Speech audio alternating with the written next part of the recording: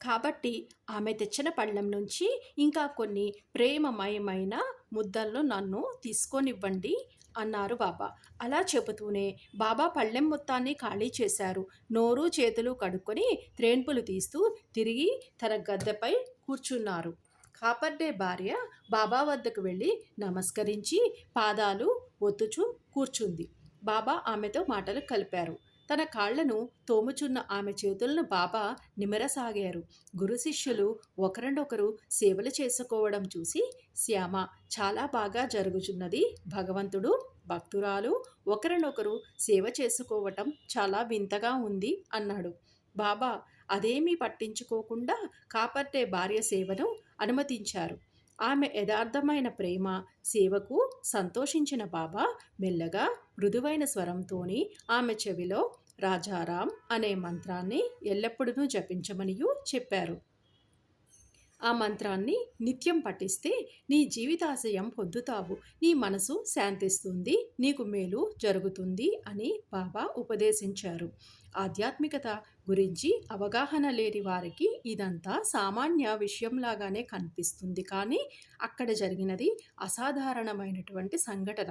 నిజానికి బాబా కాపర్డే భార్య చెవిలో ఊదింది మంత్రం కాదు, శక్తిపాతం, అనగా గురువు శిష్యునికి శక్తిని ప్రసాదించడము. బాబా ఉపదేశించే తీరు ఎంతో విలక్షణమైనది. బాబా వాక్కులు ఎంతో బలమైనవి, ఫలవంతమైనవి. ఒక్క క్షణంలో బాబా ఉపదేశించిన మంత్రం ఆమె హృదయంలోని ప్రవేశించి స్థిరపడింది. వ్యాధిని తగ్గించే వాత్సల్యము. ఒకసారి కాపర్డే భార్య తన చిన్న కుమారునితోని కలిసి షిరిడీ వచ్చింది. కొద్ది రోజుల పాటు అక్కడే ఉండిపోయింది. ఆ సమయంలోని షిరిడీలోని ప్లేగు జ్వరం వ్యాపించింది. చూస్తుండగానే ఆ జ్వరం కాపర్డే కుమారునికి కూడా తాకింది. కాపర్డే భార్య కుమారుడి పరిస్థితిని చూచి భయపడింది. వెంటనే షిరిడీ విడిచి అమరావతి వెళ్ళిపోవాలనియూ నిర్ణయించుకుంది. ఆనాటి సాయంకాలం బాబా లెండి తోటకు వెళ్తున్నప్పుడు కాపర్డే భార్య బాబాకు ఎదురుపడి అమరావతి వెళ్ళటానికి అనుమతి ఇవ్వాలనియూ వేడుకుంది. తన చిన్న కుమారుడు ప్లేగు జ్వరం బారిన పడ్డాడనియూ విలపించింది. బాబా ఎంతో మృదువుగా, అమ్మా, ప్రస్తుతం ఆకాశం మబ్బుపట్టి ఉంది, కొద్దిసేపటిలోనే మబ్బులన్నీ చెదిరిపోయి ఆకాశం నిర్మలమవుతుంది అన్నారు. అలా అంటూనే బాబా తన కఫ్నీని పైకెత్తి చంకలోని కోడిగుడ్లంత పరిమాణంలోని గల 4 ప్లేగు పొక్కుల్ని చూపించారు. నా భక్తుల కోసం నేనెలా కష్టాలను భరిస్తానో చూడు, వారి కష్టములన్నీయూ నావే అన్నారు. కాపర్డే భార్యతోని పాటు అక్కడ ఉన్న భక్తులు ఈ మహాద్భుత లీలను చూచి ఆశ్చర్యం పొందారు. కాపర్డే భార్య మనసు కుదుటపడింది. తన కుమారుడి వద్దకు వెళ్ళి చూస్తే ప్లేగు పొక్కులు మాయమయ్యాయి. అసలు జ్వరం ఛాయలే కనిపించలేదు.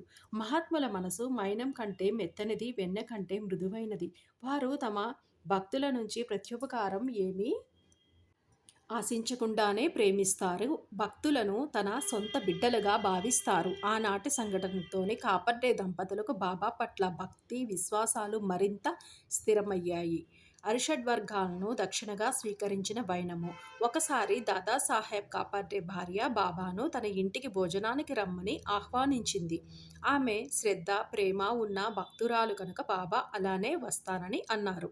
ఆమె ఎంతో సంతోషంగాను రకరకాలైనటువంటి పదార్థములను తయారు చేసింది. 11 అయ్యేటప్పటికి రొట్టెలు, అన్నం పొయ్యిగట్టు మీద పెట్టి ఉంచి వీధి వాకిట్లో నిలబడి సాయి కోసం ఎదురు చూడసాగింది.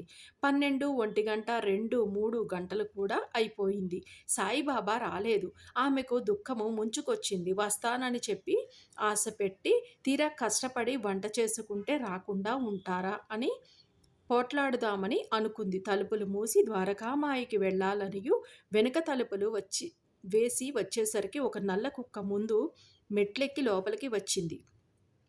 ఆమెకు ఒళ్ళు మండిపోయింది. చీపో అవతలికి అని కర్రేది అంటూ దాన్ని భయపెట్టింది. అది జాలిగా వెనక్కి చూస్తూ వెళ్ళిపోయింది. ఆమె తలుపులు మూసి ఒక్క విసురున బాబా వద్దకు వెళ్ళింది. ఆమెనంతా దూరాన చూస్తూనే బాబా జాలిముఖంతోని, ఏం మా భోజనానికి రమ్మన్నావు, తీరా వస్తే కర్రతో కొడతానని బెదిరిస్తావా అన్నారు. ఆ భక్తురాలికి ఏమీ అర్థం కాలేదు. మీరసలు రాకుండా బెదిరించారని అంటారేమిటి బాబా అని అడిగింది. నల్ల కుక్క రూపంలోని వస్తే కొట్టబోయావుగా అన్నారు బాబా. ఆమె తెల్లబోయింది. భగవంతుడు ఆ రూపంలో వస్తారని తను ఎలా అనుకుంటుంది?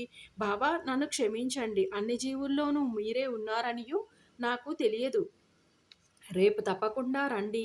ఈసారి ఈసారి పొరపాటు పడను అని అంది.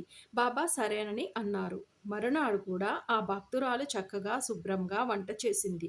కొత్త మిఠాయిలు వండింది.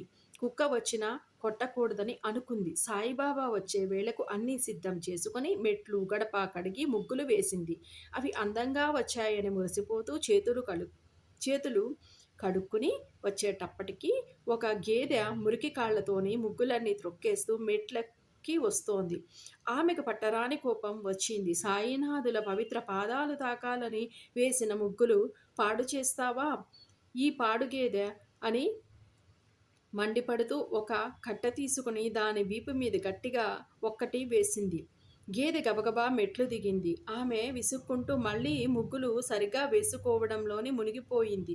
మధ్యాహ్నం 12, 1, 2, 3, 4 గంటల వరకు చూసింది. ఇక బాబా వచ్చేది లేదనియూ నిశ్చయించుకొని మసీదునకు బయలుదేరింది. బాబా ఆమెను చూస్తూనే అమ్మో! మళ్ళీ కొడుతుందేమో అని భయపడుతున్నట్లు నటించారు. అలా అంటూనే కఫినీ పైకెత్తి తన వీపు మీద రక్తం చిందుతున్న పెద్ద కర్రదెబ్బను చూపించారు.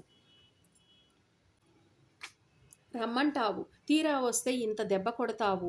ఎందుకమ్మా అంత కోపము? అన్నారు. ఆ భక్తురాలు గజగజ వణికిపోయింది. అయ్యో! తనెంత పాపం చేసింది. రోజూ చూసే గేదె రూపంలోని ఆయనే వస్తారని నేను ఎలా అనుకుంటుంది? అందుకే అంత దెబ్బ కొట్టింది.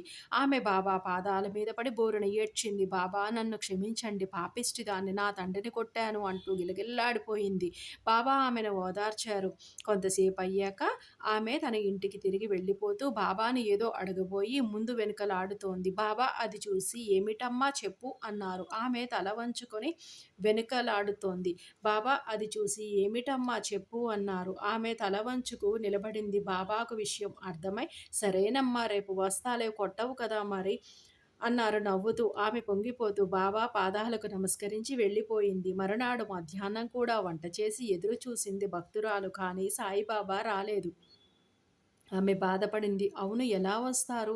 నేనొట్టి జ్ఞానం లేని మొద్దును, గడపలోకి వచ్చిన నా తండ్రిని కొట్టిన పెద్ద పాపిని. అందుకే రాలేదు. సరే నేనే వెళ్ళి నా స్వామికివి తినిపిస్తాను అనుకున్నది. వంట గదిలోకి వెళ్ళింది. మిఠాయిలకు చీమలు పట్టాయి. ఆమె వాటిని దులిపి ఒక పళ్ళెంలోని పెట్టుకొని ద్వారకామాయికి వెళ్ళింది. శ్రీ సాయి ఆ భక్తురాలిని చూస్తూనే రా తల్లి రా, నువ్వు చేసిన పేనీలు అదొక మిఠాయి అనమాట. ఎంత బాగున్నాయమ్మా, కడుపు నిండా తిన్నాను అన్నారు. ఆమె బాబా తనను వెక్కిరిస్తున్నారనియూ అనుకుంది. పళ్ళెం ఆయన ముందుంచి మీరసలు రాకుండానే ఎలా తిన్నారు బాబా? నా మీద మీకు కోపంగా ఉంది అన్నది కన్నీళ్లు పెట్టుకుని. బాబా నేను నిజంగానే వచ్చాను తల్లి, తిన్నాను కూడా. ఇదిగో చూడు అంటూ తన గఫనీని పైకెత్తి పొట్ట చూపించారు. శ్రీ సాయి ఒడ్డు చుట్టూ ముక్కలు హ్మ్. కరుచుకున్న చీమలు కొన్ని తిరుగుచున్నాయి. వెంటనే ఆమెకు మిఠాయికి చీమలు పట్టడం గుర్తుకు వచ్చింది. ఆనందంతో, ఆశ్చర్యంతో, భక్తితో ఆమె సాయి పాదాలపై వాలిపోయింది. నా తండ్రి చీమల రూపంలో వచ్చి నా చేతి వంట తిన్నావా అని పొంగిపోయింది. అప్పుడు సాయి ఇలా అన్నారు. అమ్మా నేనెప్పుడునూ అబద్ధం చెప్పను. వస్తానంటే తప్పకుండా వస్తాను. ఏ రూపంలో వస్తానో నా భక్తులు గుర్తించాలి. ప్రపంచంలోని అన్ని జీవులలోనూ నేనున్నాను. అది గుర్తుంచుకో. అందుచేత శ్రీ సాయి భక్తులైన వారు ఏ జీవిని హింసించకూడదు. శ్రీ సాయినాథాయ నమః.